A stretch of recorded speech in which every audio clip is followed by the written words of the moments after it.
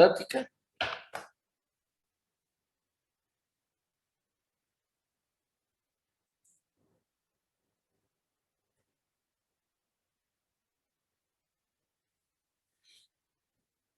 En la práctica, ¿por dónde van? ¿Qué tema están desarrollando?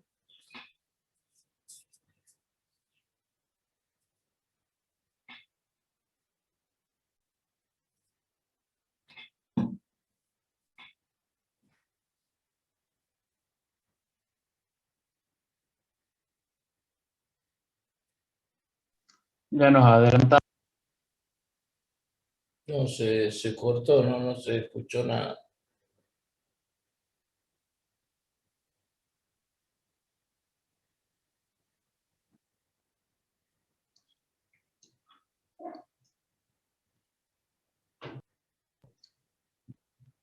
¿Ahora me escucha, profe?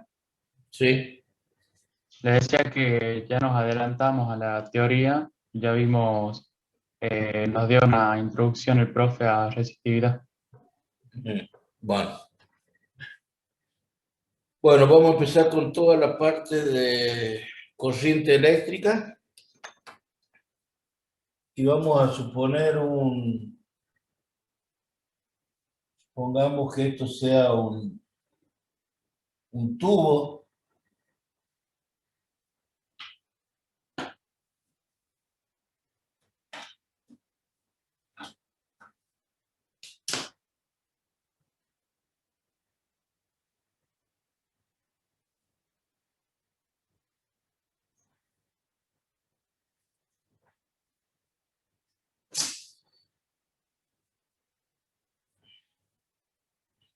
Vamos a suponer que esto sea un tubo plástico en donde aquí dentro de este tubo hay muchas pelotitas de tergopol.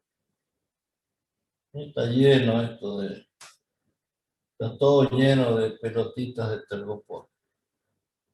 Si yo aplicase acá una diferencia de presión P1, P2, donde P1 sea mayor que P2, es lógico pensar qué sucedería, ¿no? ¿Qué va a pasar?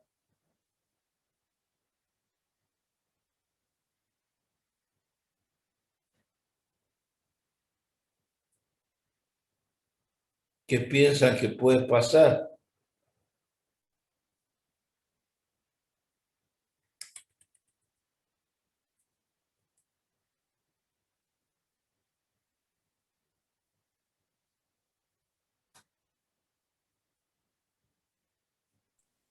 Las pelotitas se van a mover en dirección de P1 a P2. Hay un desplazamiento. Ahora, esas pelotitas se mueven todas así al unísono, todas así parejitas, todas.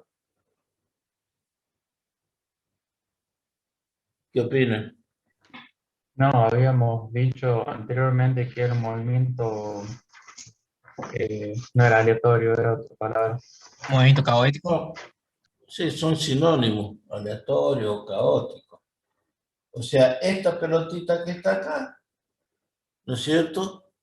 Tendría un desplazamiento o tendría, por ejemplo, un movimiento que sería, qué sé yo, no sé, estoy haciendo con azul ahí un movimiento errático, ¿no? Bueno, vamos haciendo esta analogía con la presión. Lo que vamos a hacer ahora, nosotros sabemos que estas son cargas eléctricas, por lo tanto, si a este material que es conductor se le aplica a ese material que tiene los electrones libres, ¿no? Por ser un conductor, le aplicamos una fuente, una diferencia de potencial, esos portadores de carga se van a mover, por ejemplo, esta pelotita va a ir en dirección contraria a esta fuente. Esto se va a desplazar, vamos a hacer así, con una velocidad que se llama velocidad de arrastre o velocidad de desplazamiento. Sabiendo que, por ejemplo, que este es un electrón. ¿Está bien? Y sabemos también que en esta dirección existe un campo eléctrico. Ahora, si esto tiene una determinada longitud L igual a 2 metros, por ejemplo, por darle una longitud, y esta fuente tiene 10 volts, la pregunta es cuánto vale el campo eléctrico. ¿Cuánto valdría el campo eléctrico?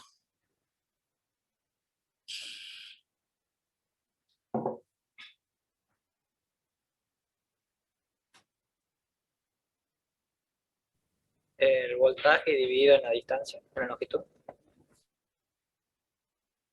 El voltaje, 10 volts dividido en 2 metros. O sea, voy a tener un campo de 5 volts por metro.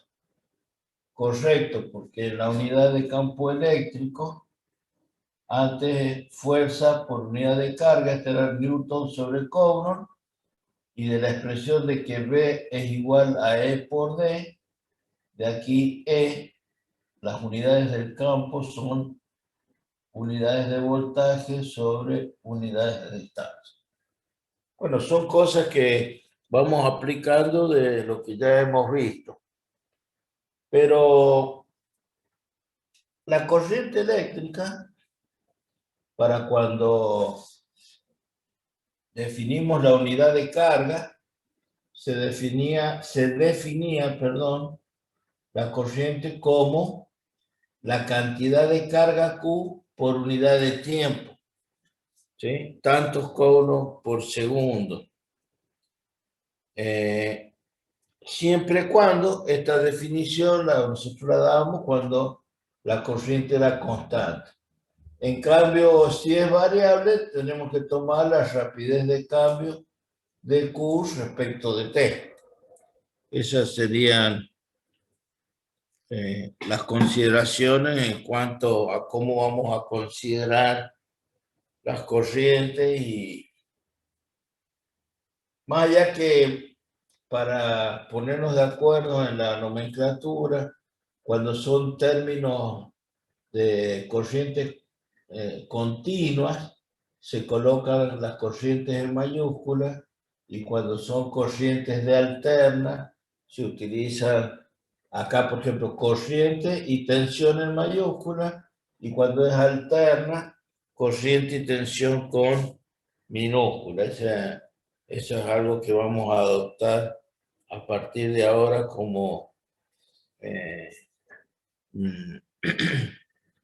como no un acuerdo, sino también en la bibliografía se toma así. Los valores continuos son con mayúscula y los alternos con minúscula. Ahora,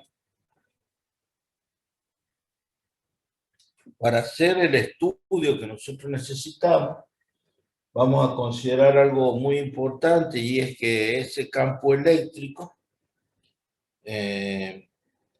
a los portadores de carga no le produce una aceleración neta. O sea, es una condición que yo le estoy imponiendo a este problema para poder luego solucionarlo, ¿no? Nosotros sabemos que las partículas, los electrones se van a mover debido a que están en el seno de un campo eléctrico, pero de hecho que si hay un movimiento, tengo que resolver los problemas considerando qué tipo de movimiento. Es lo mismo que si considero un cuerpo que está sometido a un campo gravitacional, si yo digo que G no es constante, ¿no es cierto? Voy a tener que tener las consideraciones de G en el punto donde el cuerpo se encuentra. En este caso, nosotros vamos a considerar que el campo eléctrico no está aplicando o no está sometiendo a estos electrones a una aceleración neta. Bueno, y como vemos, los portadores se mueven en la dirección contraria a la del campo eléctrico. La corriente eléctrica, vamos a considerar cuáles son aquellas variables que son macroscópicas y cuáles son las microscópicas. Las variables que se consideran macroscópicas, ustedes ya las pueden haber determinado o puesto de manifiesto en la química. ¿Cuáles son o a qué variables se las denomina macroscópicas? Cuidado de no confundir los términos con que si son grandes o chicos, ¿no? En este caso, lo macroscópico y lo microscópico no está haciendo referencia a aquello que es grande o chico. No veía bien, tenía los otros lentes. ¿Cuáles son las variables macroscópicas? Por ejemplo, en la química, o en términos generales, ¿a qué variables se las puede denominar macroscópicas?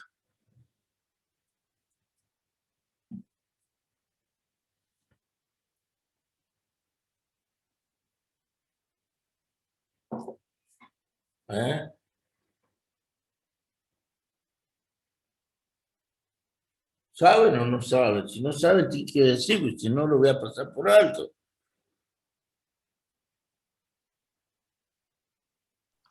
A mí me suena que era cuando algo, o sea, si no hace referencia al tamaño, es entonces cuando algo afectaba de gran manera o de manera pequeña o casi nula.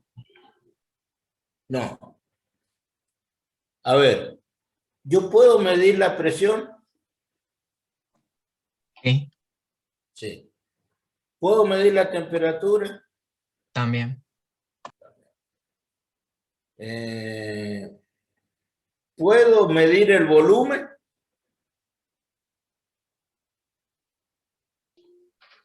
Sí, profe.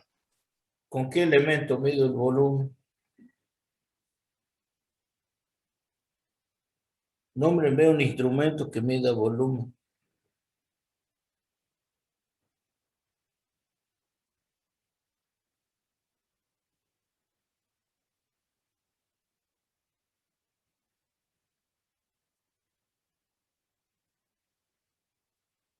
Puedo medir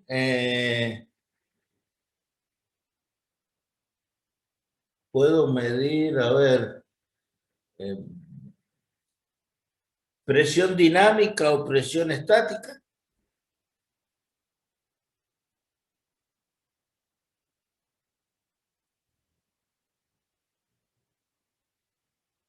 ¿Puedo medir la velocidad de un vehículo?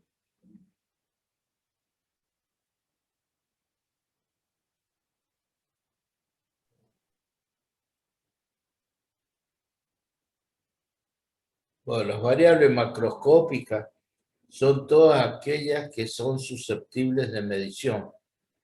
¿Yo puedo medir la corriente eléctrica? Sí, profe. Sí, puedo medir. ¿Puedo medir el potencial?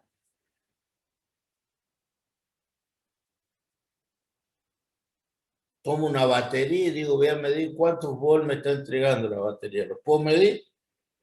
Sí, También. También. ¿Puedo medir la potencia que está consumiendo un circuito?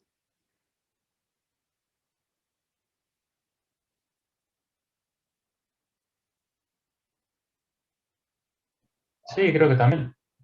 Sí, porque existe, la puedo medir o la puedo calcular con dos instrumentos. Si tengo el voltímetro y tengo el instrumento, puedo hacer el producto de V por I. Y si no, tengo un watímetro que se llama, que es con lo que mido potencia. Y si estamos en alterna, el valor de la potencia está afectado del coseno de phi. Tengo un instrumento que se llama cofímetro, que también lo puedo medir. Entonces, todas las variables que son susceptibles de medición, como todas las que hemos nombrado, ¿sí?, son las que se encuadran bajo la denominación de variables macroscópicas. Pero existe acá una variable que se denomina J. J se define como la cantidad de corriente por unidad de área, ¿sí? Esto es densidad de corriente. La densidad de corriente.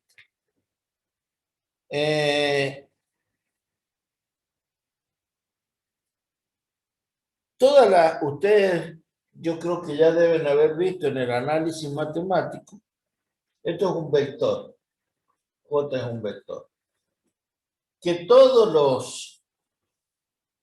todas las funciones vectoriales,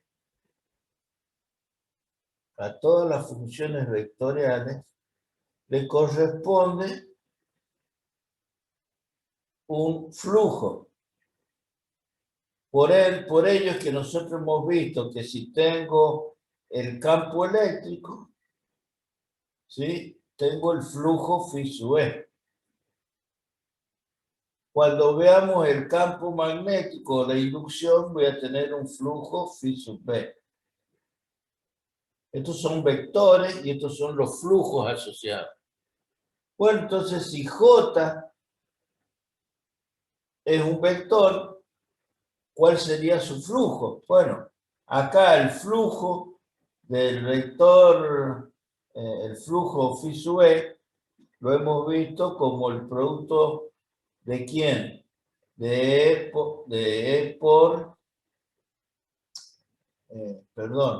la integral de E por diferencial de S, acá va a ser la integral de B por diferencial de S, y si J es un vector, le va a corresponder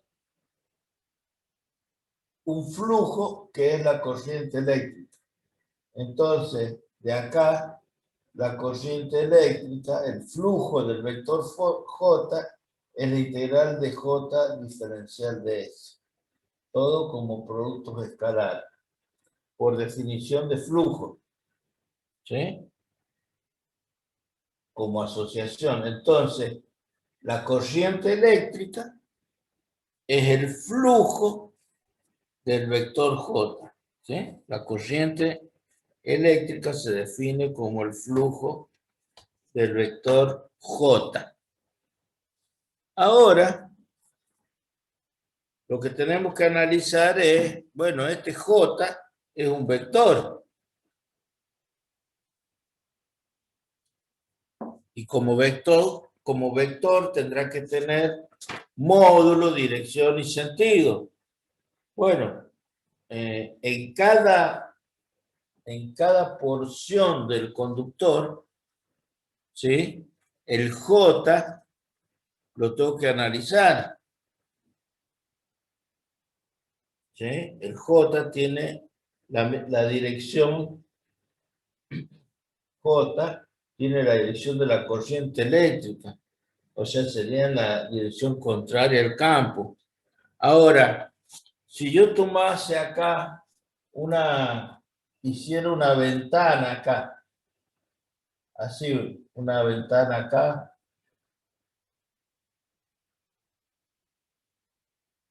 y no sé, por decir 2 puntos nada más. Y como J es la cantidad de corriente por unidad de área, yo estaría tomando en esta sección y en esta supongamos que pudiese ver esas pelotitas de Tergopol, volviendo a la analogía anterior, si yo pudiese estar con un contador de esos como los que tienen los de Sadaí, los que cuentan cuántas personas ingresan a una fiesta, si yo me pongo acá y me pongo a contar en una unidad de tiempo cuántas pelotitas pasaron, y después me pongo acá y cuento cuántas pelotitas pasaron, y lo divido en esa área que he considerado del conductor, estaría teniendo el valor de J en esas secciones. La pregunta ahora es, ¿el J es el mismo en esta sección, en esta, en cualquier sección que tome?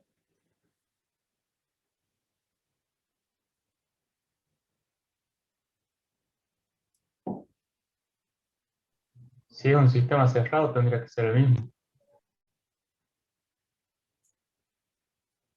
Respuesta equivocada.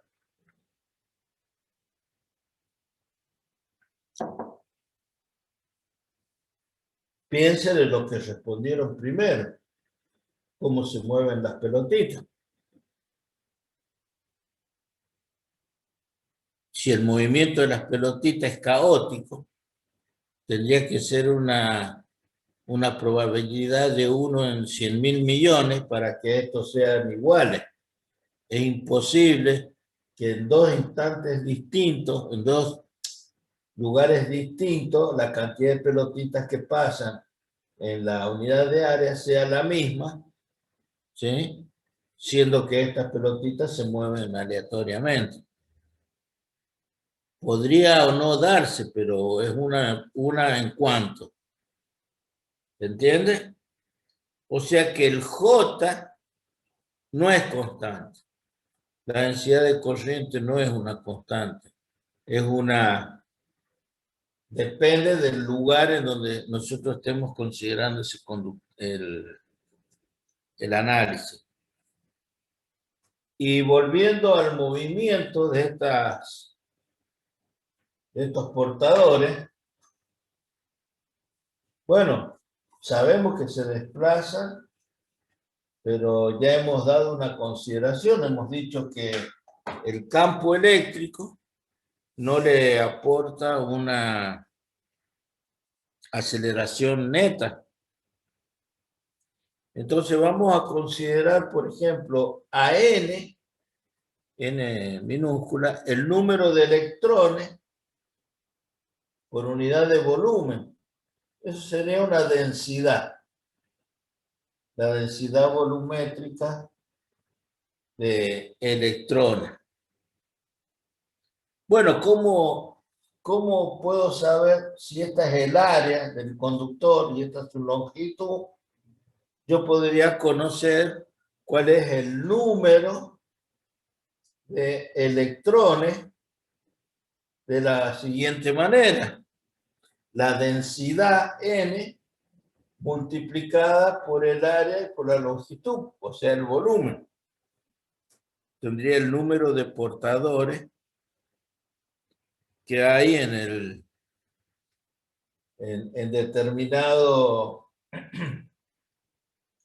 determinado conductor, conociendo la densidad. Estoy partiendo de un dato.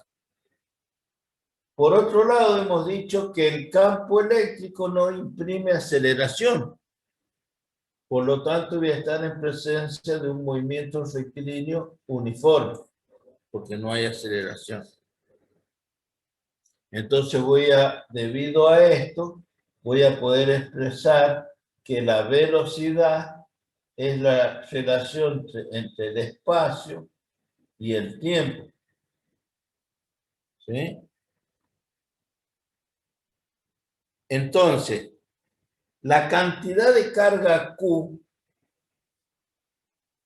que tengo en ese conductor, y como yo sé que la carga está cuantificada, ya lo hemos visto. Esa carga cuantificada va a ser el número de portadores, que es N por A por L, multiplicada por la carga fundamental de un electrón. Esa sería la carga que fluye en ese conductor.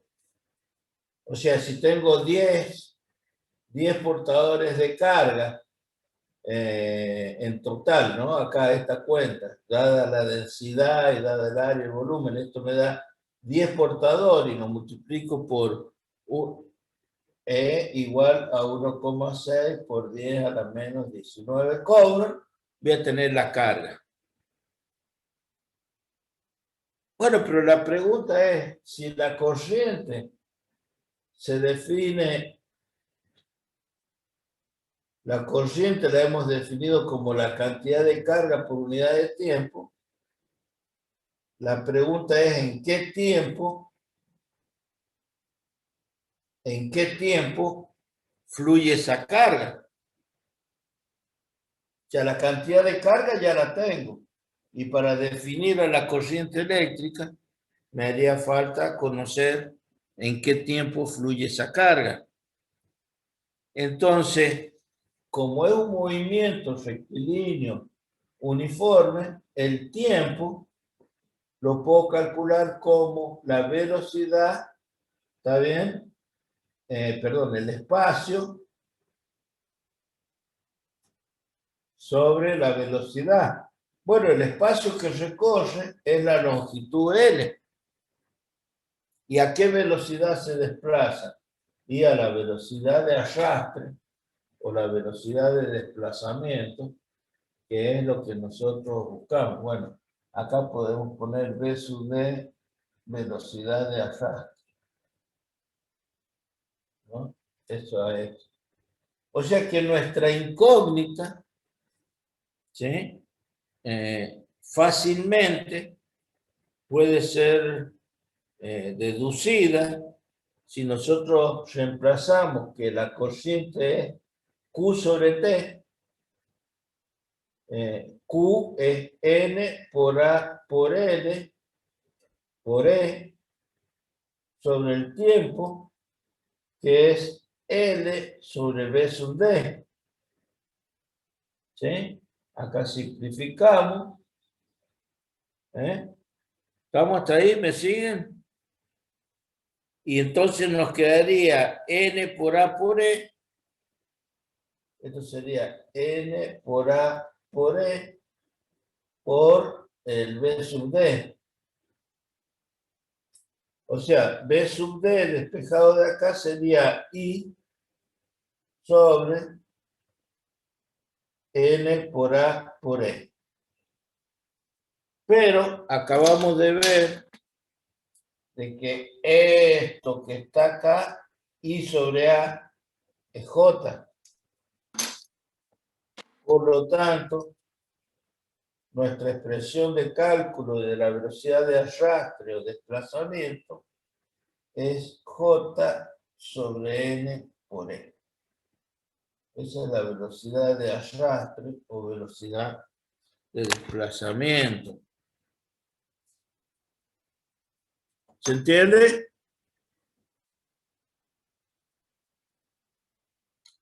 Y ustedes dicen, bueno, pero ¿y en qué lo voy a ocupar esto? ¿Para qué? No, esto sirve para calcular muchas cosas. Por ejemplo, cuando tenga un cañón electrónico que está haciendo disparos de portadores de carga sobre una pantalla, como es el caso de un monitor o del osciloscopio que tiene sobre la pantalla la posición del punto sobre la pantalla está dada o manejada por bobinas o por capacitores. Yo podría calcular también la energía con la que llega desde el cañón a la pantalla, o sea, tiene varias aplicaciones. ¿Sí? Por supuesto que ustedes se darán cuenta de que si yo no tengo esto en claro, si no hago esta salvedad, y no digo de que el campo no imprime una aceleración, no podría haber aplicado esta relación. Porque cuando hay aceleración, tengo que ocupar que la velocidad final cuadrado igual a la velocidad inicial cuadrado más 2a por la distancia. Ya se nos complica el problema. Y recordemos que nosotros, para poder explicar los conceptos, buscamos cómo simplificar los problemas para no caer en un desarrollo tedioso, largo y que no se entienda. Entonces, acá, a partir de la definición de corriente, a partir de la consideración del movimiento rectilíneo uniforme, a partir de lo que es la definición de J, ¿sí? Y bueno, y lo que hemos visto de que la corriente es el flujo del vector J, podemos encontrar que la velocidad de desplazamiento o de arrastre o de deriva, que son los términos como se los puede encontrar en la bibliografía, depende de la densidad de corriente y del número de portadores por unidad de volumen, que es el N, la de la densidad, ¿sí? Y bueno, es lógico pensar acá que las pelotitas que van a pasar dependen de J, que es la cantidad de portadores por unidad de área, y de la densidad que tenga. ¿Sí? La densidad de...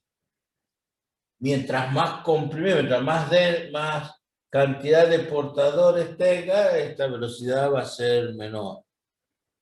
¿Sí? En cambio, si pongo un tubo muy grande, ¿sí? En donde la densidad es muy pequeña, van a fluir libremente. O sea que ahí yo estoy viendo que la corriente eléctrica ahora está asociada con la constitución del material, más allá de que ustedes saben que los elementos metálicos, que son los que conducen la electricidad, lo hacen porque tienen sus electrones de última banda, ¿no es cierto? Son más proclives a que se desplace, pero también hay otra cosa que ustedes por analogía lo pueden saber y hemos dicho, cuando hemos visto la clasificación de conductores, hemos dicho, bueno, cuando un conductor podemos considerar lo que es conductor o no conductor, y bueno, lo asociamos con la conductividad térmica. Dijimos, mientras yo tengo un material que tiene buena conductividad térmica, va a tener buena posibilidad de conducir la energía eléctrica o la corriente. Si tomo un trozo de madera, que es un material que no tiene buena conductividad térmica, no voy a tener buena conducción de corriente. Entonces, con estas pautas, nosotros nos vamos a introducir a otros temas que en esa distribución hemos hecho recién esa aclaración sobre la clasificación. Si tomamos en una línea y ponemos, estos son los materiales aislantes, estos son los materiales conductores y estos son los materiales semiconductores. Bueno, si hoy yo tendría que clasificar, lo haría por no tener otros conocimientos, lo tendría que hacer con la analogía de la conductividad térmica. Bueno, acá estarían los materiales que conducen bien la temperatura, acá los que aíslan y acá los semiconductores. Pero si esto yo lo pongo en una recta numérica y acá tendría que poner una variable, voy a tener que definir esa variable. Porque este elemento que está acá, en una escala creciente, este es mejor conductor que este, porque va a tener algo que lo caracteriza. este va a ser menos aislante que este, porque lo está haciendo más conductor. ¿Sí? Dentro del rango de los aislantes, este es más aislante que este. Al ser más aislante, es menos conductor. Y acá aparecen los semiconductores. Los semiconductores revolucionaron la industria electrónica. Ustedes ya deben saber que los semiconductores se hacen a partir de silicio o de germanio con el agregado de impurezas. Esas impurezas, a través de un proceso controlado de fabricación, ¿sí? Puedo hacer lo que sea más conductor o menos conductor. O sea, estoy controlando algo. Y ese algo es la conductividad. Sigma. Pero esta conductividad está relacionada con la resistividad. La resistividad, Rho, es la inversa de la conductividad. O sea, un buen conductor, si esto es muy alto, va a tener baja resistividad. Entonces acá yo pondría como unidad la conductividad. El que está acá tiene más conductividad que este. El que está acá, ¿sí? Acá voy a hablar de conductividad. Conductividad. Acá voy a hablar de resistividad. Y acá, y bueno, ahí me queda hablar de un proceso que está controlado y que depende de la cantidad de impurezas en la fabricación del semiconductor. Que ustedes ya saben que los semiconductores arrancaron con la unión PN, o sea, un diodo, después transistor, y bueno, y hoy el gran advenimiento de todos los chips que se conocen, ¿no? ¿Alguna duda hasta acá? Entonces, si yo tengo, supónganse, vamos a tomar dos elementos. Este va a ser cobre y este va a ser madera. Y lo vamos a colocar los dos sometidos a la misma diferencia de potencial. ¿Sí? Entonces, por acá va a circular, por ejemplo, la I de la madera y por acá la I del cobre. Entonces, yo pongo I del cobre comparada con la I de la madera. Bueno, perdón. El I del cobre con la I de la madera, ¿qué signo pondría acá? De comparación.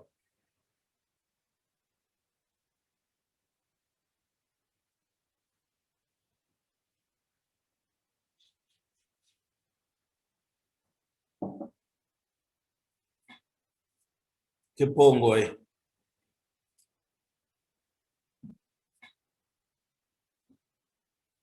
¿Cuál va a ser si yo coloco instrumentos?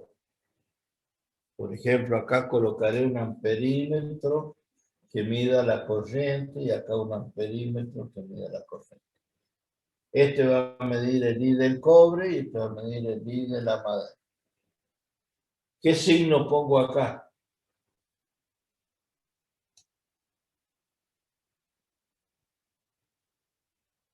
Mayor en el de cobre. El del cobre va a ser mayor. ¿Por qué?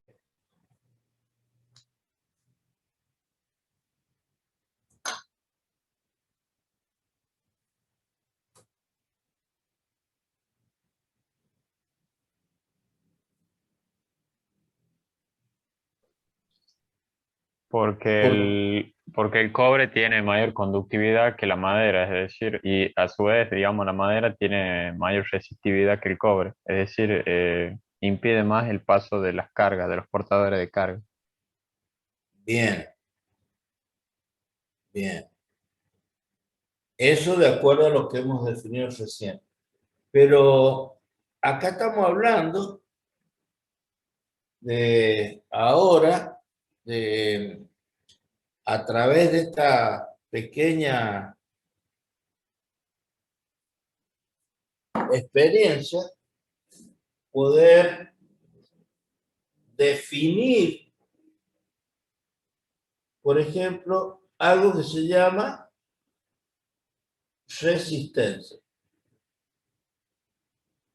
La resistencia se la define como la tensión dividida en la corriente.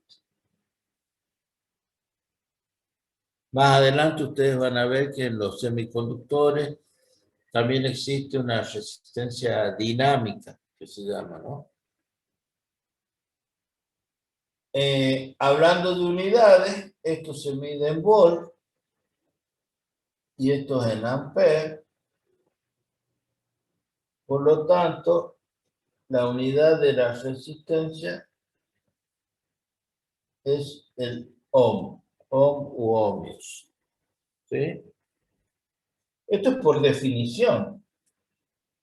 Esto es igual por definición, se define así. Ahora, si yo le digo, mire, tengo voy a borrar acá. Y voy a borrar acá.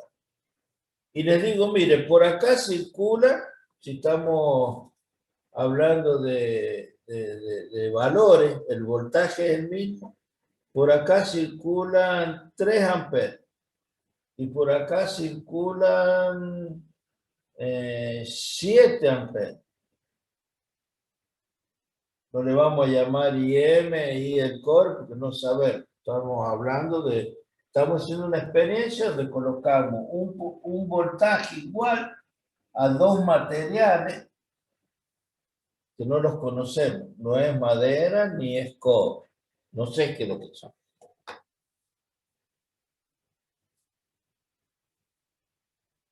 Entonces vengo y hago la cuenta.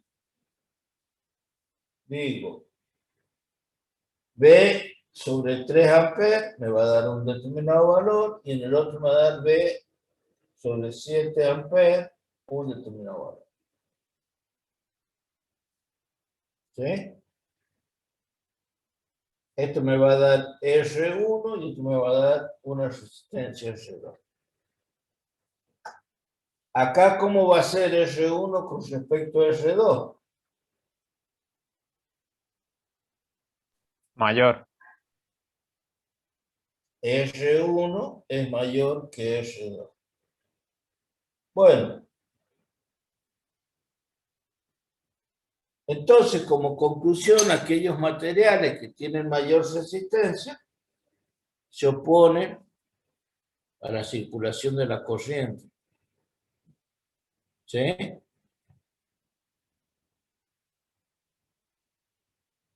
Ahora la resistencia aquí calculada, ¿ustedes pueden decirme de qué material está compuesto cada uno?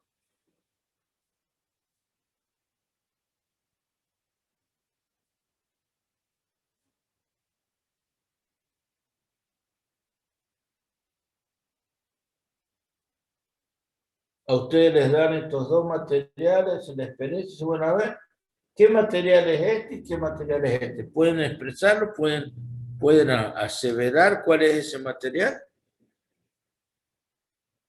¿Sí o no?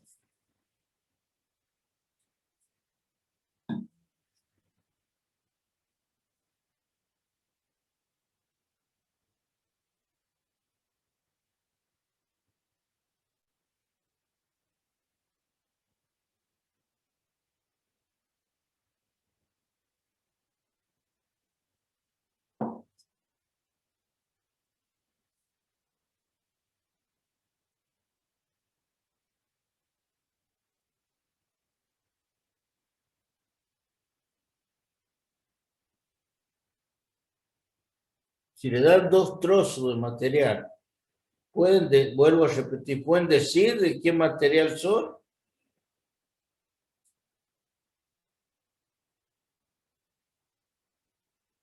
De hecho, los dos deben ser conductores, porque hemos permitido calcular una determinada corriente, son materiales conductores. Pero acá lo único que hemos hecho es determinar cuál es su resistencia eléctrica. Entonces la pregunta es, esto que acabo de definir, ¿me da la pauta de poder decir esto es de un determinado material y este es de otro? ¿O qué puedo inferir, qué puedo decir solamente hasta el momento con los datos obtenidos?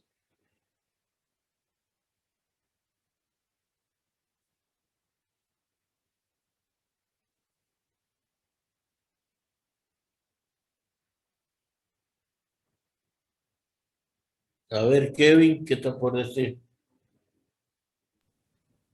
Yo creo que solamente se podría decir cuál es mejor conductor. Perfecto.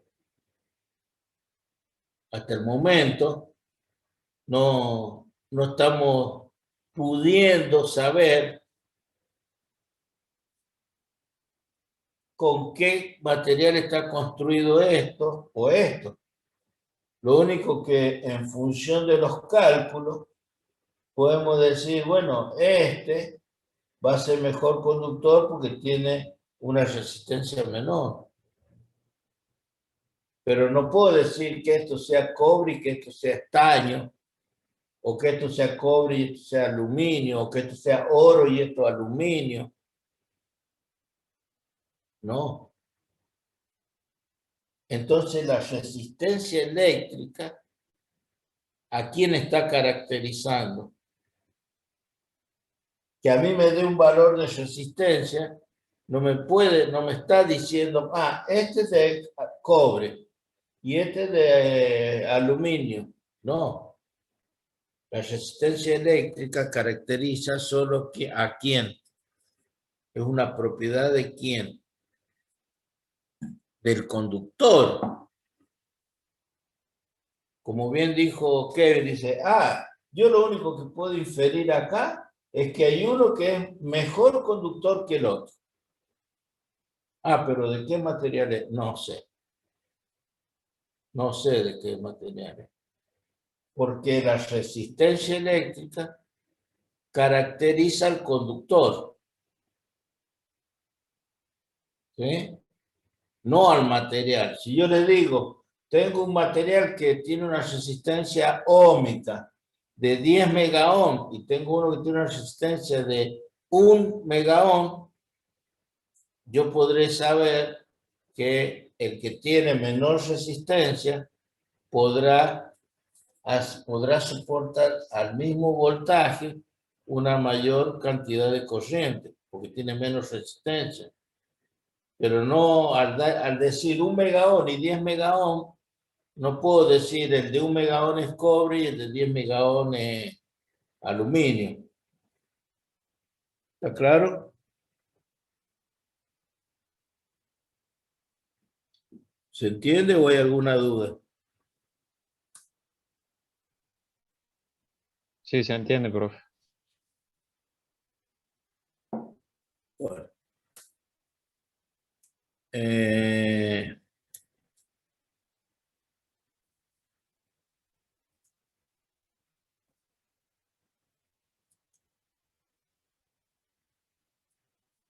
Sigamos.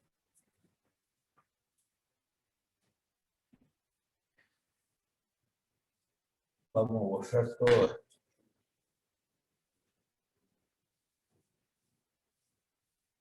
Hemos hablado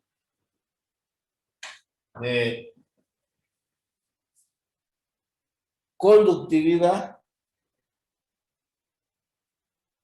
y ahora le vamos a dar el paso a la función inversa que hemos dicho que es la resistividad. O sea, dijimos, la conductividad es la inversa de la resistividad. Bueno, Rho se define como E sobre J.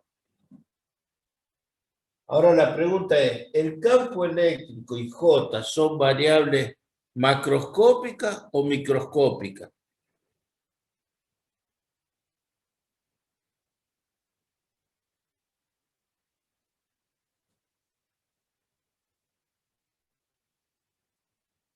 Microscópica, profe. Microscópicas. Entonces la resistividad como la conductividad, ¿sí?, son variables microscópicas. A ver, el campo eléctrico tiene unidades ¿de qué?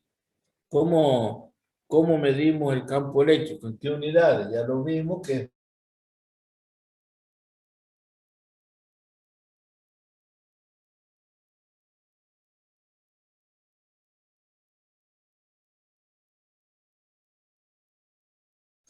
entonces esto sería volt metro cuadrado sobre amper por metro, ¿sí? Esto se simplifica y el volt sobre amper es ¿qué? ¿Qué es lo que es volt sobre amper? Volt sobre corriente. Resistencia. Ohm, ¿sí? Ohm por metro. Esa es la unidad en la que medimos la resistividad. La unidad de la resistividad, en ohm por metro. Ahora,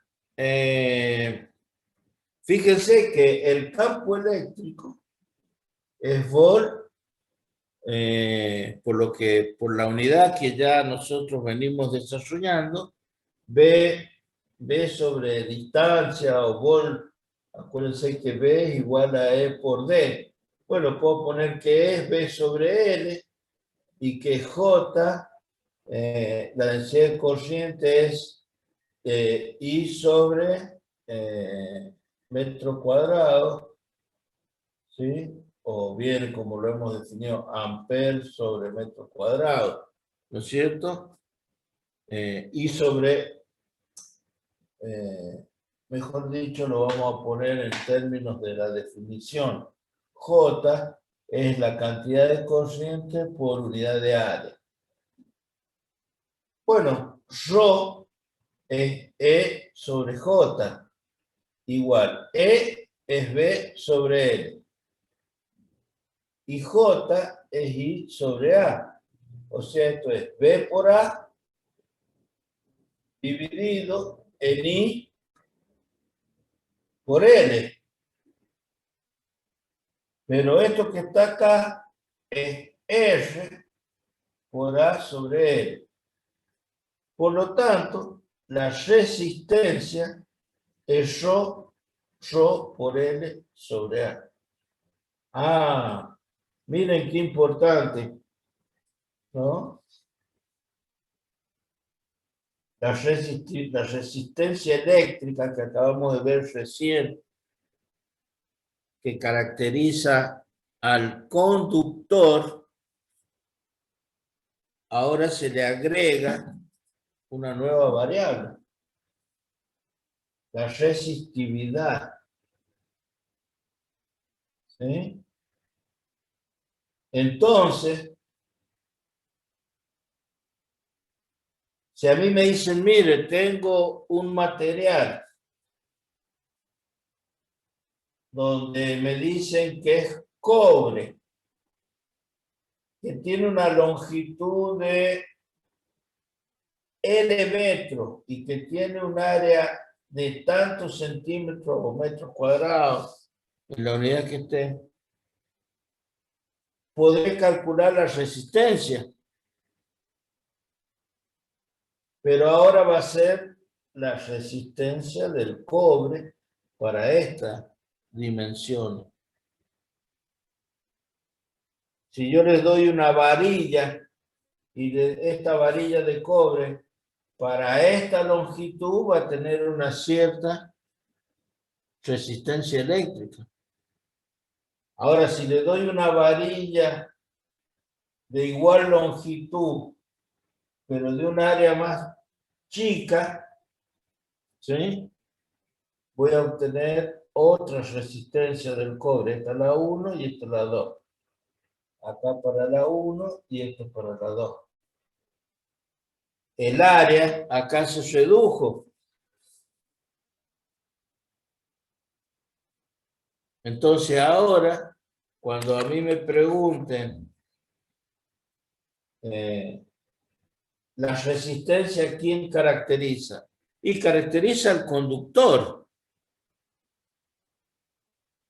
Pero este conductor puede ser de cobre o puedo tener otro conductor donde me den de las mismas dimensiones, la misma área y la misma longitud, pero ahora me dicen esto es aluminio. Yo del aluminio. Entonces la resistividad, ¿a quién caracteriza? ¿Al conductor o al material?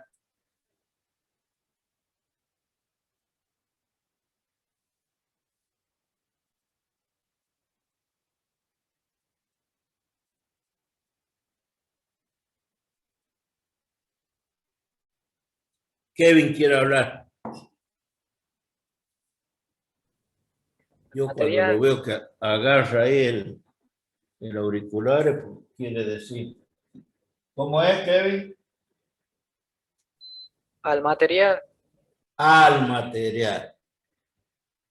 O sea, no hay forma de que yo identifique el material si no conozco la resistividad.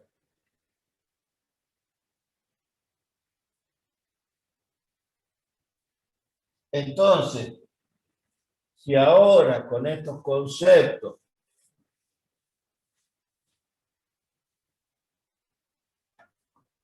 ahora yo les digo, miren, tengo dos barras, una de aluminio y una de cobre. Les doy las barras con la condición de que las dos tienen el mismo área, la misma área. Les doy los datos, el Rho del aluminio y el Rho del cobre.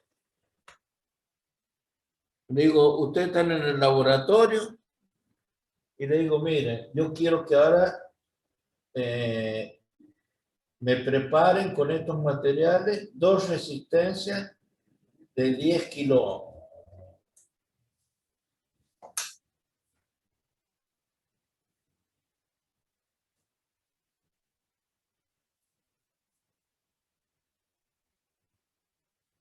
¿Cómo hacen?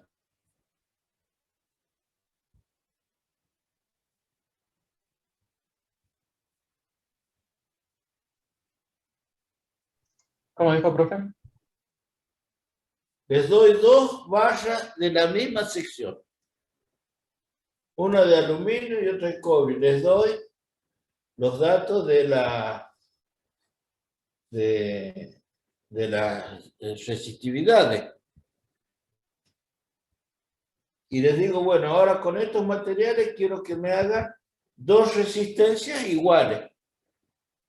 Que las dos midan 10 kilo ohm.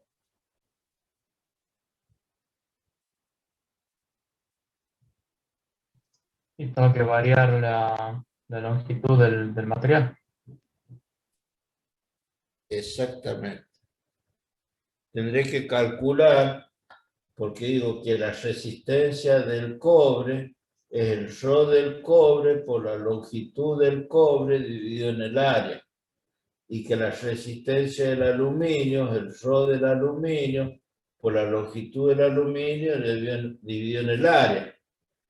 Como estas dos tienen que ser iguales, ¿sí? Tendré esto, con esto se va a simplificar porque son del mismo área, ¿sí? Estos valores son distintos, pero tendré que calcular qué longitud tendré que cortar de estas varillas para que me dé los 10 kilo ohm que me están pidiendo.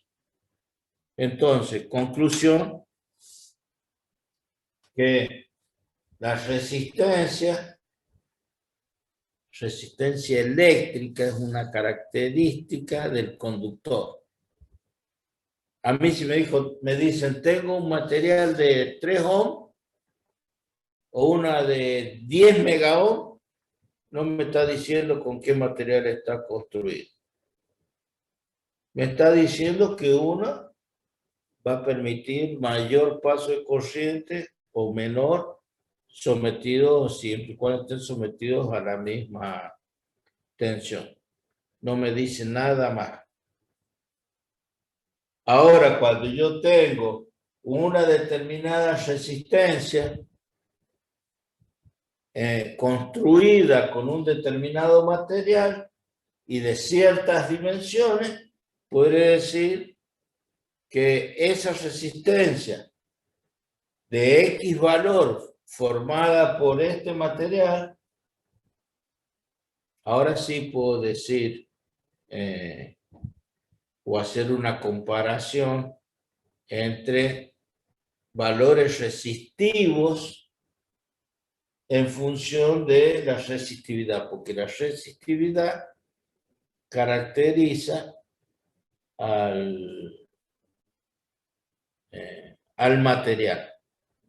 Y la resistencia eléctrica es una característica del conductor, pero que depende de las dimensiones geométricas. ¿Sí? Depende de su área y depende de su longitud. Entonces, hemos visto que tanto la tensión, la corriente, la resistencia son variables macroscópicas. Porque yo puedo medir tensión, puedo medir corriente, puedo medir resistencia eléctrica. En cambio, hay variables como E, o sea, el campo eléctrico, como hemos visto, el campo eléctrico, como la densidad de corriente, como la resistividad, que son variables microscópicas. ¿Sí? Porque no tengo un instrumento llamado jotímetro que mida J. No tengo como un instrumento que mida directamente resistividades o campos eléctricos. Entonces, lo que vamos a ver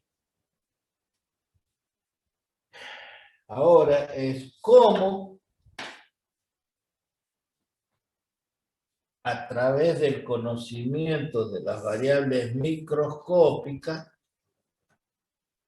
cómo podemos obtener las variables macroscópicas. O sea, ¿cómo puedo obtener R? Es una variable microscópica a partir de las variables microscópicas. Bueno, R por definición es B sobre I. ¿Sí? Pero el potencial V, hemos visto por las definiciones anteriores, que es la integral de E por diferencial de L. Y que la corriente I es el flujo del vector J. Bueno, entonces R va a ser, como nosotros estamos considerando que el campo eléctrico no produce aceleraciones, o que, mejor dicho, para este caso lo que vamos a considerar es que estas variables, tanto el campo como la densidad, se mantienen constantes, y eso se da en los materiales isotrópicos. Estos podrían salir fuera de la integral, entonces me quedaría E por la integral del diferencial de L, y acá me quedaría J por la integral del diferencial de S. Ojo con esto, ¿no? Sacarlo fuera de la integral, repito, se da para aquellos materiales que son isotrópicos. ¿Qué significa que sean isotrópicos? Lo buscan ustedes en la bibliografía. ¿Sí? Entonces, ya hemos visto por definición que E sobre J es ρ por la integral del diferencial de LGN y la integral del diferencial de SH. Entonces acá tenemos, o llegamos a la definición de la resistencia en función de la característica del material, la longitud y el área, pero a través de un proceso de integración. O sea, una variable macroscópica se obtiene por integración de las variables microscópicas. ¿Se entiende?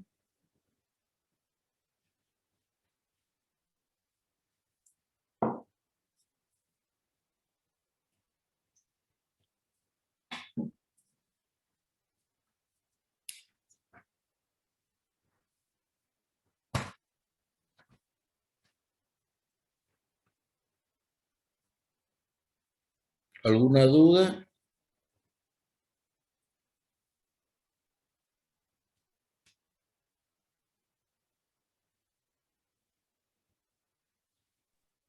Por mi parte no, profe.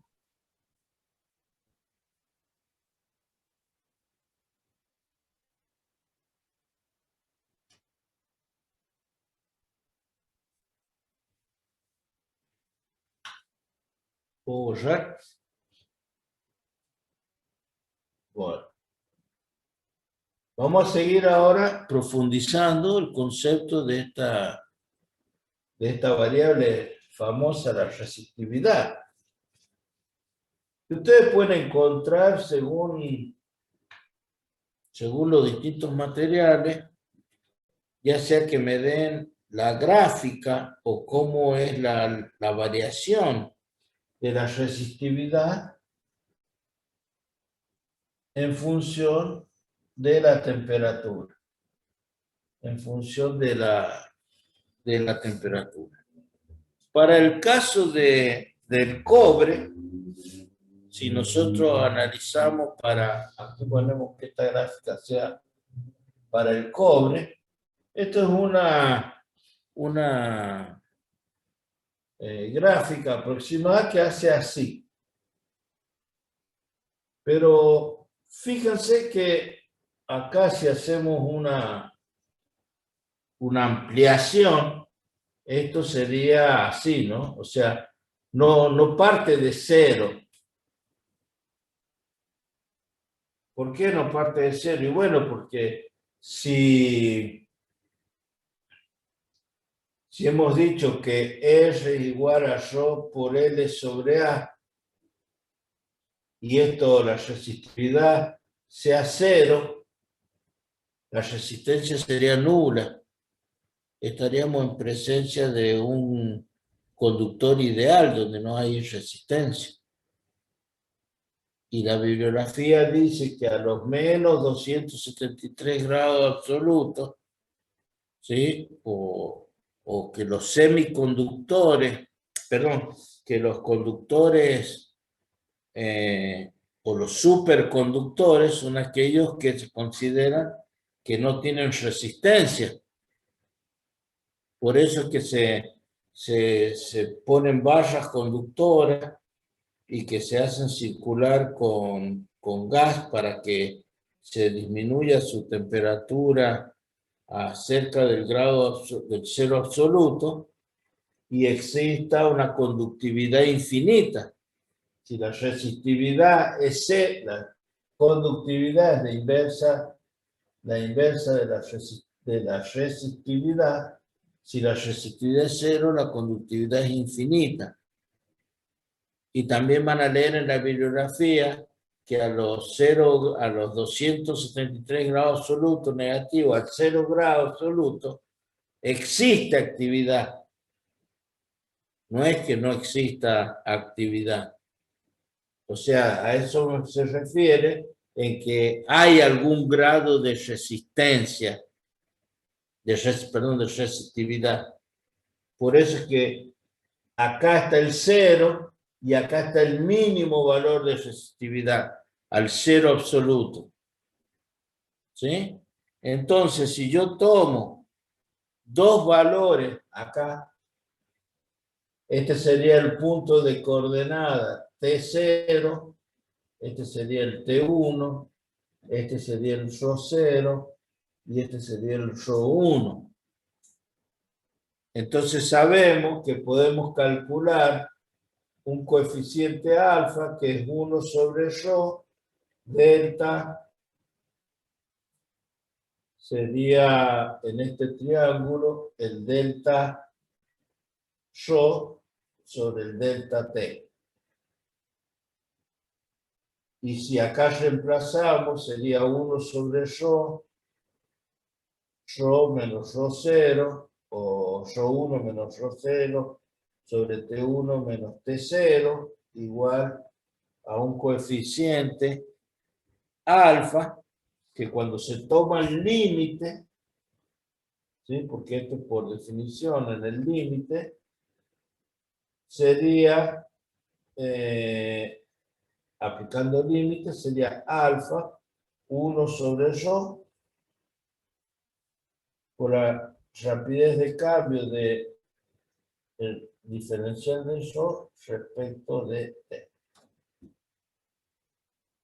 Este coeficiente,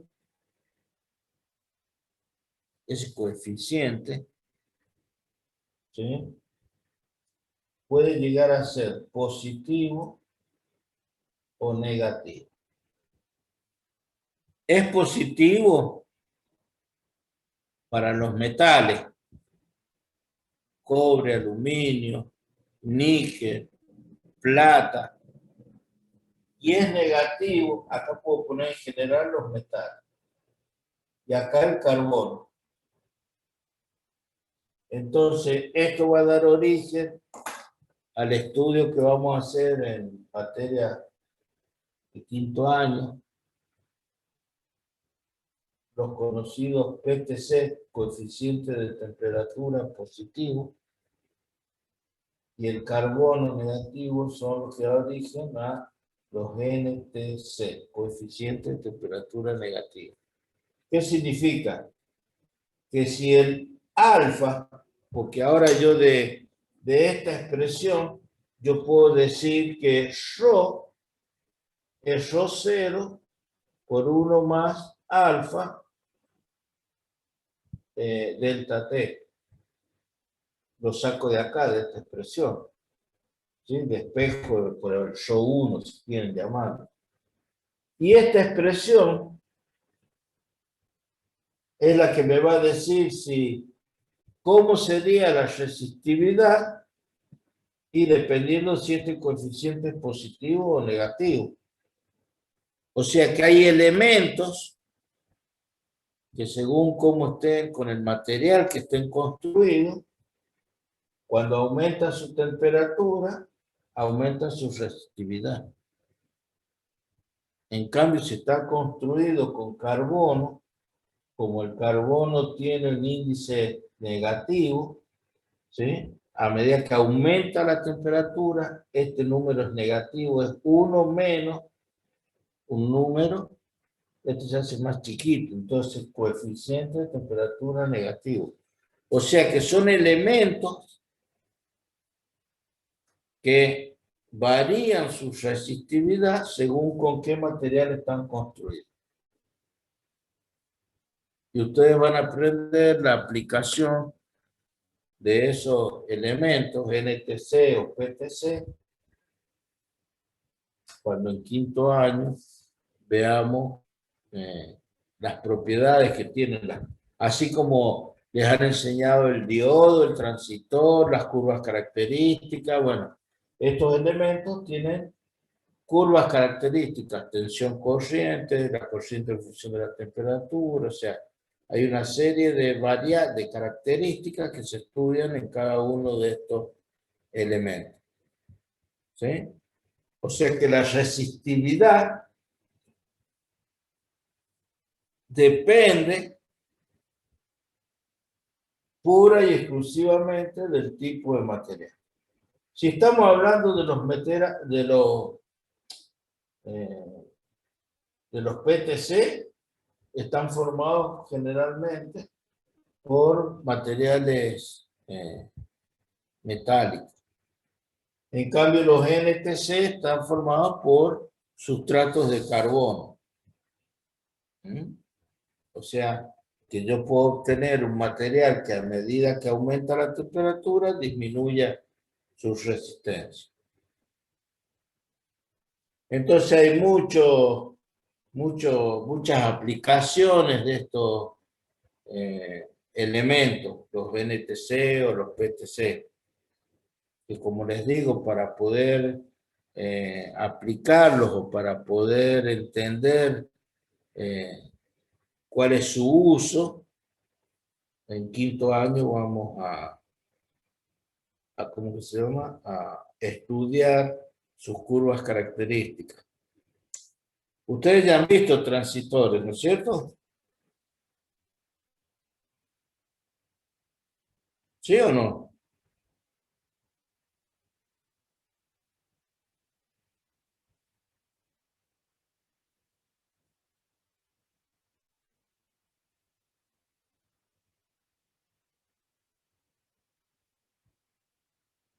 Che, están mudos, ¿qué les pasa? No, profe, no vimos a transistor. Y bueno, entonces diga, no hemos Tampoco- visto. Yo no sé Tampoco por diodo, dónde, nada. tampoco sé por dónde van en las otras materias. Pero si ustedes no hablan, imposible que yo lo sepa. Bueno, en la materia que corresponda, cuando vean transitores, resulta ser que la unión base-emisor, considerando que este es un transitor NPN, esta es la base, este es el emisor, acá se producen variaciones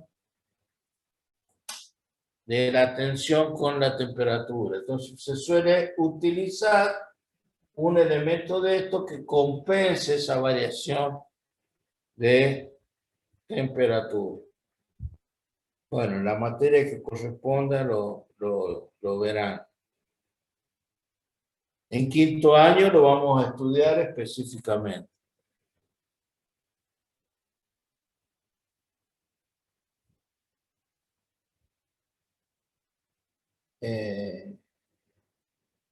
Ya en otra oportunidad les he dicho, no esperen a que les caiga del cielo una receta como en el MasterChef, que tienen que hacer una determinada receta. Ustedes han elegido estudiar electrónica y no esperen que alguien venga y les diga qué es un diodo, qué es un transitor. Ustedes tienen la bibliografía en la biblioteca, en internet. Ya a esta altura ustedes deberían, no digo cómo polarizar un transitor, cómo se determina su recta de carga, o sea, cosas específicas, pero por lo menos saber qué es un diodo, qué es un transitor, las cosas con las que le va a tocar trabajar a diario. O sea, ustedes son los que tienen que ir armándose el resto de la temática de la carrera, pero como les digo, esto requiere un poquito de lectura de cosas obvias, ¿no? No puede ser que a esta altura no sepamos qué es un diodo cuando el diodo revolucionó la industria. Ustedes eligieron electrónica, bueno, por lo menos saber qué es un diodo y para qué sirve.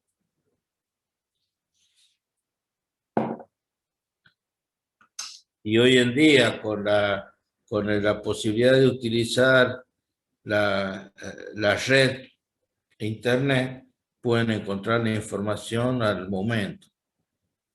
No hace falta ni siquiera levantarse de la silla.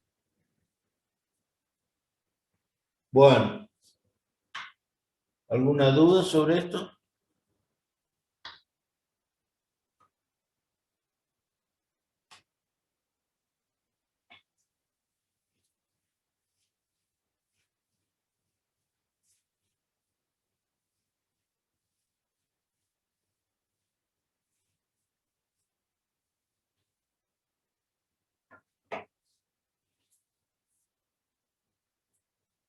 Bueno, como hemos visto, tenemos corriente eléctrica como tensión sobre resistencia por definición, la conductividad como la inversa de la resistividad, la resistencia eléctrica dada a través de la relación con la resistividad ρL sobre A.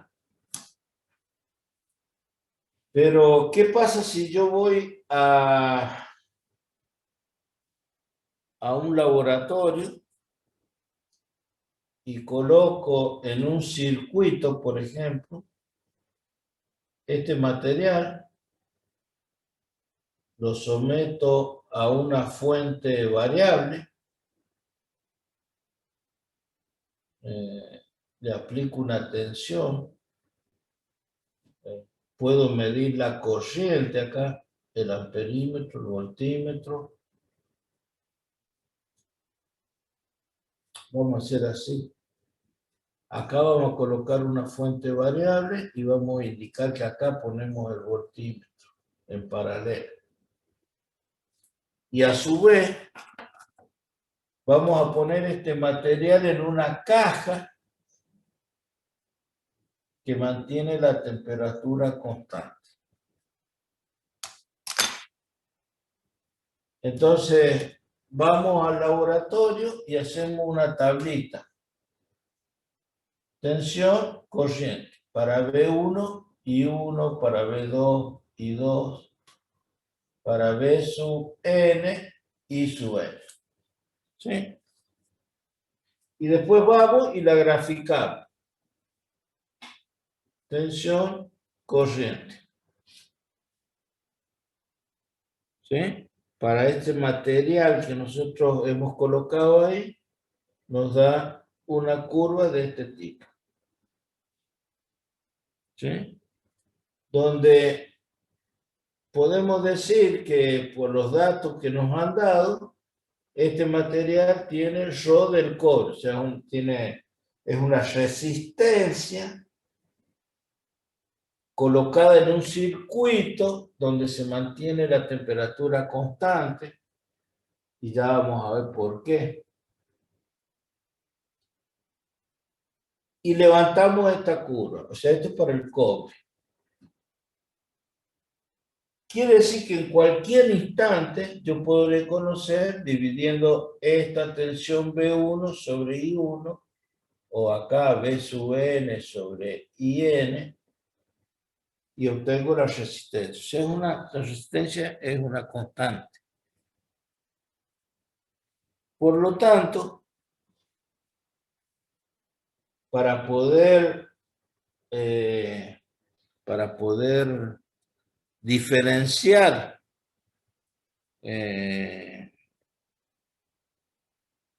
la definición de R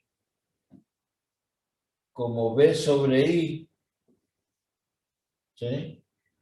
Vamos a dejar esa definición como definición general.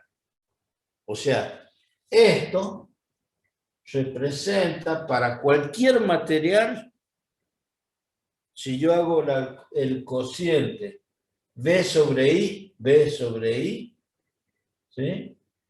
Voy a obtener su valor de resistencia. En los metales, como en este caso en el cobre, se da que es una constante porque es una recta a 45 grados. Hay una proporcionalidad. Pero ahora, la ley de Ohm, que muchas veces ustedes dicen, V igual a I por R, o R igual a, esta es la ley de Ohm. No confundir.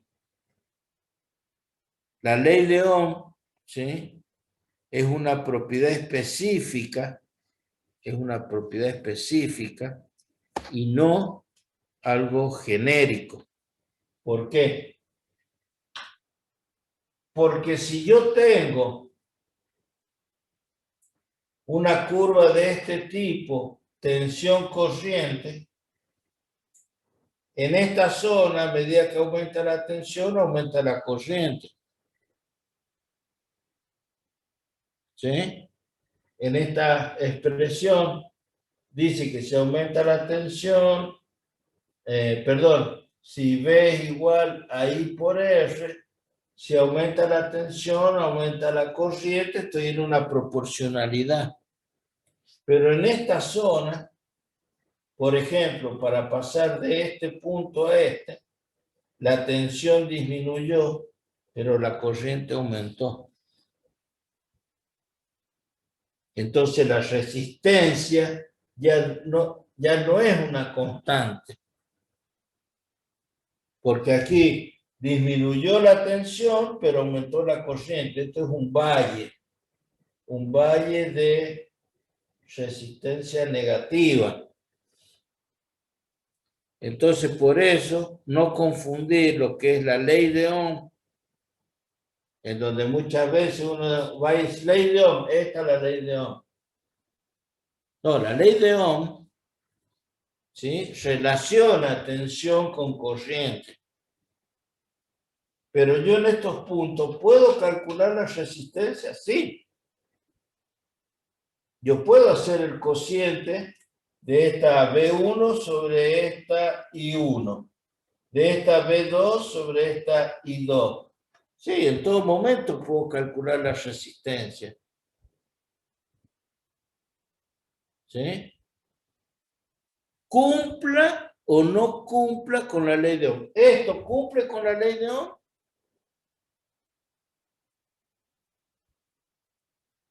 Esta gráfica cumple con la ley de Ohm. Esto es una gráfica cualquiera, tensión corriente. No, profe. No cumple con la ley de Ohm.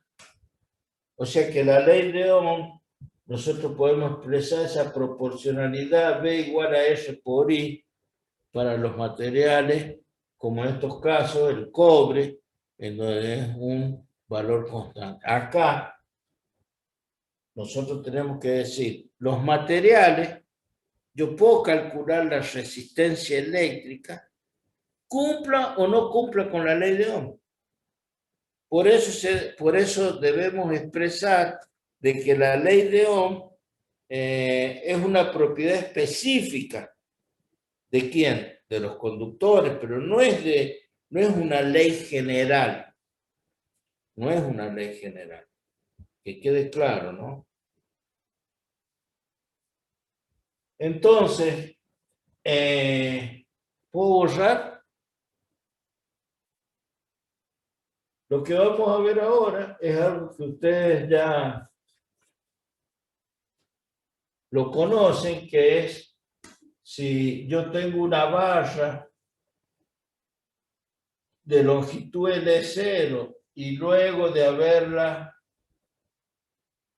calentado tengo una longitud final en donde se ha expandido, se ha dilatado, ustedes expresan la longitud final como la longitud inicial por 1 más un alfa delta T, donde este alfa acá es el coeficiente de dilatación lineal. Esta es la expresión que permite calcular la dilatación de una varilla que es mucho más larga que ancha, ¿no es cierto? Eso es obvio, eso lo deben conocer. Si no lo han visto en el secundario, bueno, lean cómo se obtiene el coeficiente de dilatación lineal, el coeficiente de dilatación superficial, que es S sub 0 por 1 más beta delta T, o el coeficiente de dilatación volumétrica que 1 más gamma delta T, en donde el beta es 2 alfa y el gamma son 3 alfa. Esto lo pueden demostrar, que beta es 2 alfa. ¿Cómo lo demuestro? Y bueno, tomo una chapa y digo, esta es L1 y esta es L2. Bueno, ¿cómo sería el L1 final? Y sería el L1 inicial por 1 más alfa delta T. ¿Cómo sería el L2 final? Sería L2 0 por 1 más alfa delta T. Bueno, y de aquí hacen L1 por L2, que es igual a la superficie. Y aplicando y distribuyendo y trabajando con esto, le van a aparecer este beta. Después, si quieren, agregan otra dimensión y calculan o encuentran que el gamma vale 3 alfa. ¿Sí? Eso ya lo deberían de conocer por el solo hecho de que están estudiando ingeniería. Bueno, tenemos una aplicación en donde la resistencia, dijimos, es Rho por L sobre S. Bueno, fíjense que la ley de variación, si yo digo ahora, bueno, ¿qué pasa si ahora esta sería una resistencia a la temperatura T0 y esta ahora es la resistencia a la temperatura T1? Ah, se dilató. Bueno, pero ¿cómo varía el coeficiente de dilatación lineal y el coeficiente de dilatación superficial? Y los dos tienen la misma ley de variación. ¿Y cómo varía la resistividad? Y ya vimos que la resistividad es Rho0 por 1 más alfa delta T. O sea, este y este tienen idéntica ley de variación. Por lo tanto, y para terminar, podría expresar que la resistencia a la temperatura T es la resistencia a la temperatura 0 por 1 más alfa delta T.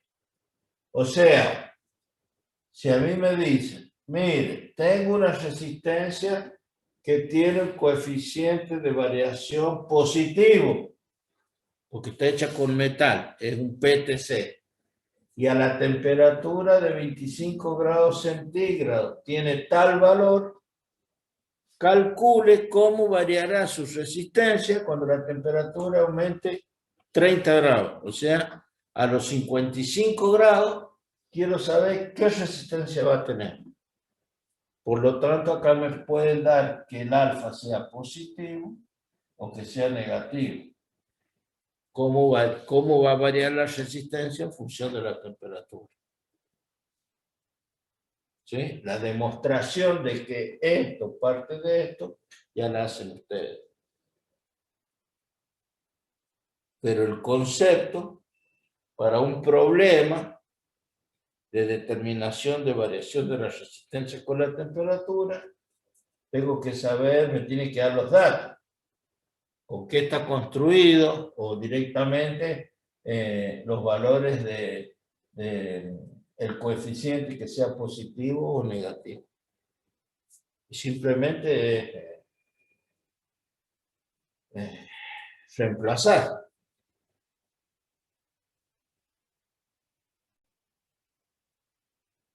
¿Se entiende?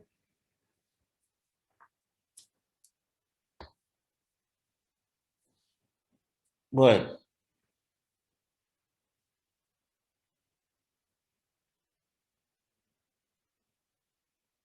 ¿Alguna duda? Por mi parte no, profe. Bueno, nos queda ver cómo es la energía, el intercambio de energía en un circuito eléctrico. Y el circuito circuito RC, que aplicaríamos todo lo visto de resistencia, capacidad, ¿no? Y con eso terminaríamos toda la parte de electrostática y electrocinética. Por lo tanto, ya estamos en condiciones de rendir el primer parcial teórico. Les voy diciendo para que no se sorprendan. O sea, la clase que viene vamos a terminar para ya empezar con campo magnético. O sea, a más tardar el próximo 12 de abril estaríamos terminando toda la parte de electrostática y electrocinética. Con lo cual, es probable que el 19 o el 21 estemos en condiciones de rendir el parcial teórico.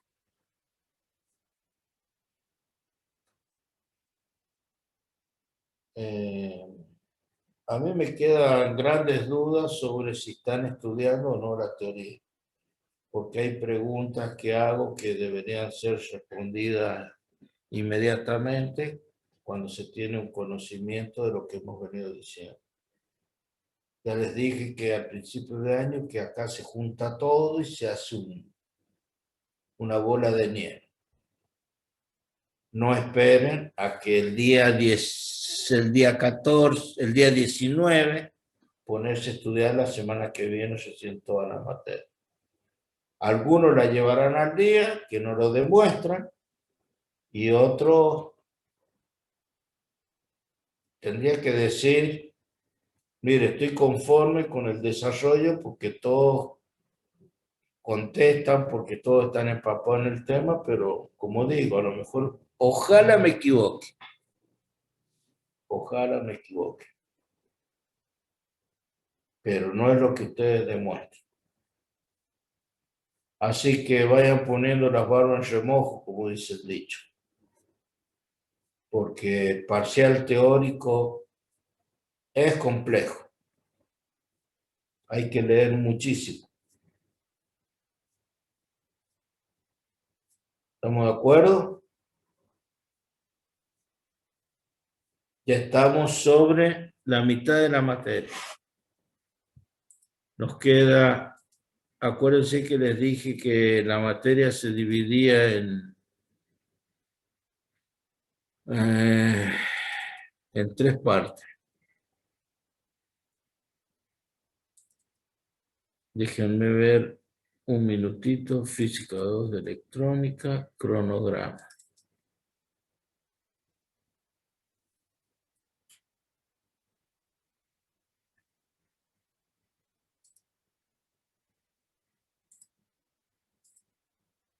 Avíseme cuando se vea la pantalla. Se está viendo la pantalla, profe. Bueno, estamos acá. Corriente eléctrica, resistencia, fuerza electromotriz y corriente alterna. De estos temas ya hemos visto corriente, resistencia. Nos queda ver fuerza electromotriz y de corriente alterna solamente vamos a hacer una pequeña introducción y una parte práctica, que la parte práctica se la doy yo. Problemas de corriente alterna. Y esto dice que yo tengo que terminar el 12 de abril. ¿Sí? O sea, al lunes que viene, no creo yo que podamos, por las 2 clases perdidas, que podamos llegar acá. Al 12 de terminar de ver todo, porque nos queda ver, como dije, la parte de energía eléctrica, circuito RC. O sea que prácticamente nosotros estaríamos terminando el 14. Con lo cual estaríamos en condiciones del 19 o el 21. Como la parte de alterna no se toma parte teórica, sino solamente práctica, entre el 19 o el 21 sería la fecha tentativa del parcial teórico. Y ya tenemos que empezar con campo magnético. Campo magnético, ¿sí? Y después ya toda la parte de termodinámica, porque la parte de onda, la parte de interferencia, difracción, polarización, se los da Fabián. Bueno, ¿alguna duda?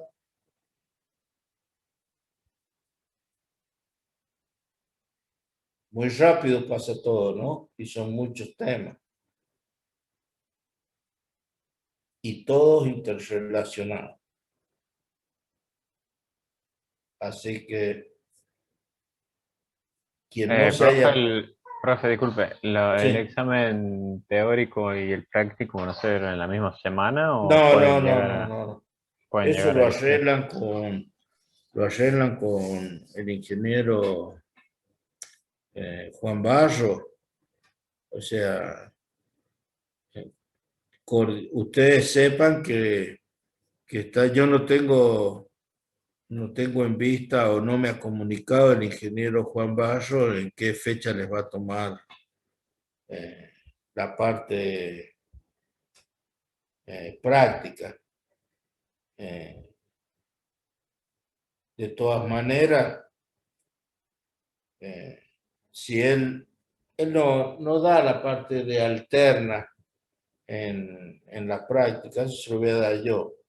Y de última, yo lo evaluaré a la parte de alterna en otra fecha, de resolución de problemas de alterna.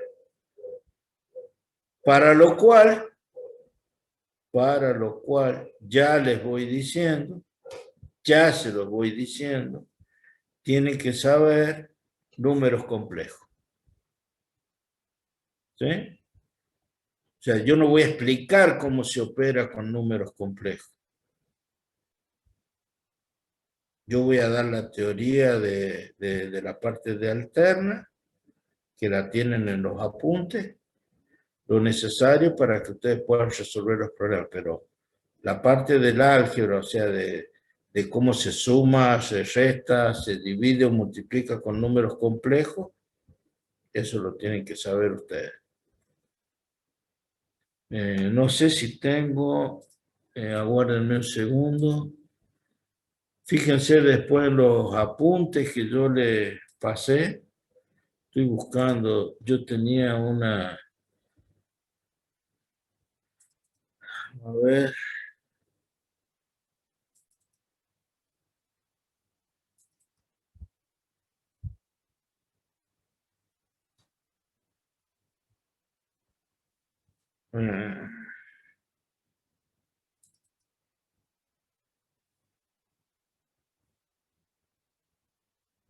Sí, hay un PDF que dice números complejos. Eso es una copia de un libro de la serie Shawn, donde está explicado cómo se opera o cómo se trabaja con los números complejos. Quien no haya o no recuerde cómo se trabaja con números complejos, ahí tiene el apunte para estudiar.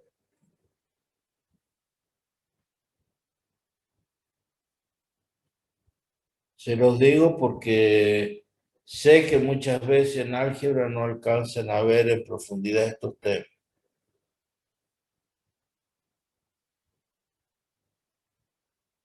Y en alterna es fundamental trabajar con números complejos. Bueno,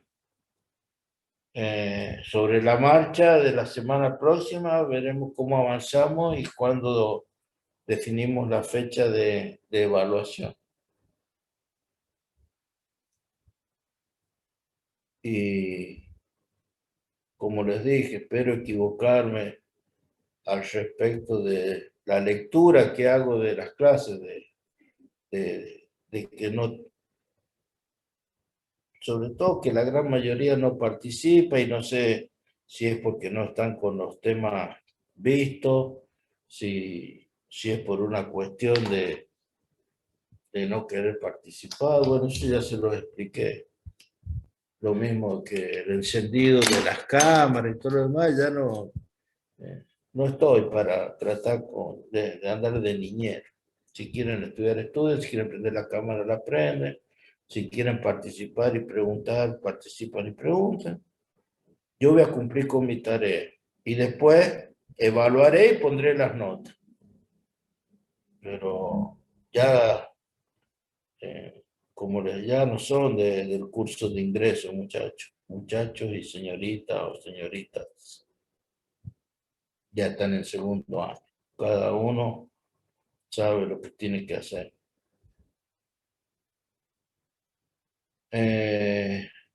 Como siempre, todas las clases saben que comienzan preguntando si hay duda de lo anterior.